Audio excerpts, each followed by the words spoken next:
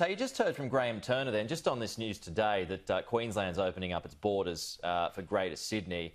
He said that for the travel sector, it is absolutely crucial that Queensland stays open. I'm wondering from your point of view, what sort of an uptick you see when people from Queensland and can come here and then people from Greater Sydney can go up to Queensland without having to quarantine for 14 days. In the hospitality sector, how crucial is it for that border to stay open? Good morning, Pete, and thanks for having me. Well, I'm standing in our restaurant Glass at the Sydney Hilton. We have 600 empty hotel rooms now, which we obviously, people filter through the restaurant from the hotel as well. So that is an important thing that these borders are opening, and it's going to get people back out there, obviously travelling. And as you've been saying, tourism, hospitality have been hit the hardest, and there's still restrictions in place, and getting borders open, getting people moving again is going to help everyone, obviously. OK, on to the Premier's announcement from yesterday. There are restrictions that are being eased from midnight tonight, but restaurants have missed out for now at least. So you've got to obey by those customers having to stay 4 square metres apart. What do you make of that? Yeah. Well, look, I'm someone that's looking at it this way. Short-term pain for long-term gain. So I understand why it's being done.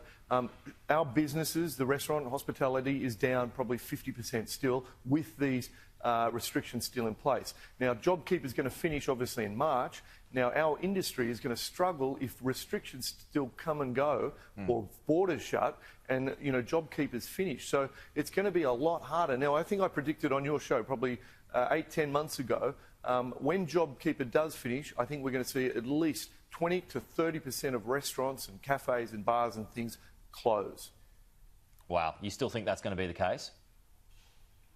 I do, and I think, you know, as I said, if there's restrictions are still in place, the government's going to need to do something for the businesses in some sort of a relief. Now, I'm not saying it's JobKeeper is the way to go. Maybe it's something else, a tax relief for the small businesses that are really hurting while these restrictions are in place.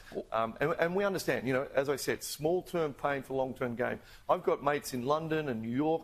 Their restaurants are not even open. So we are so lucky, and our governments have done a great job. What about the catering industry? They proposed Hospo Keeper, Luke. The Treasurer, Josh Frydenberg, he's already kind of kiboshed that. But there may well be something coming beyond JobKeeper at the end of March. It's just going to be rebadged as something. It'll come in a different form. What would you like to see?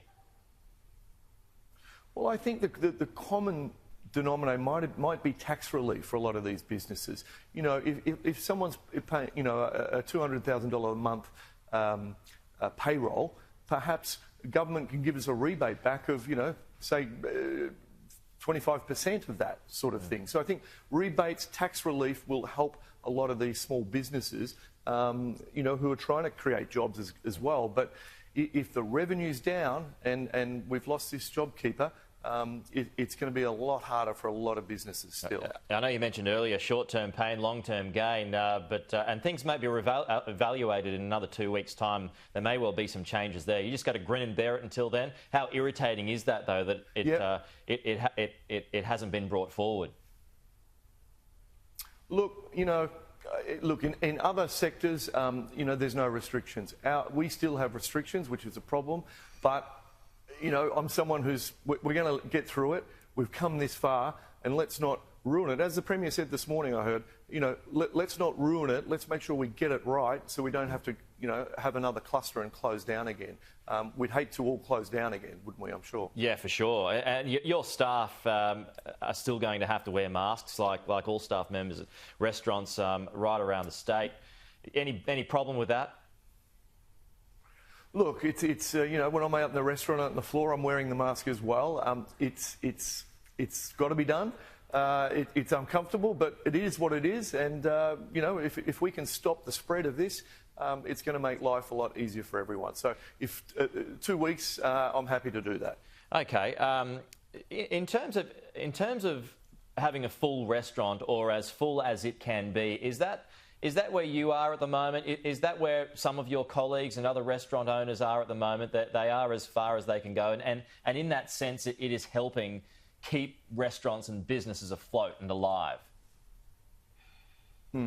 Well, we're very lucky here at Glass and Luke's Kitchen. We've got 1,000 square metre space. So as you can see in the background, our tables are spread out. Now we can still have a capacity of about 130, 140 in our restaurant, and people space correctly.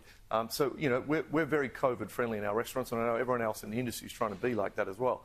But it's the smaller places that are really probably hurting that they can't have that big capacity. So if we haven't brought all our staff back yet because we can't. We're only operating 3 days a week at the moment in Glass, and Thursday, Friday and Saturday.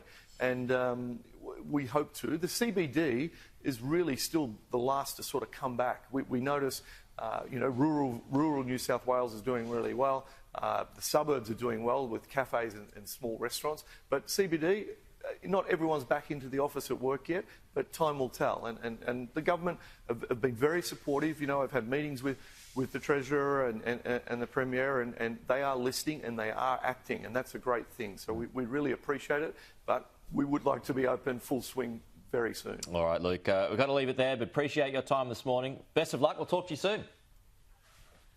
Thanks, Pete.